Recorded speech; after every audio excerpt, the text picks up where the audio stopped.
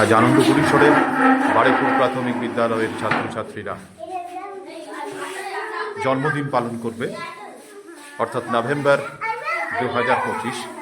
এই মাসে নভেম্বরে যাদের জন্ম তাদের জন্মদিন পালন হবে।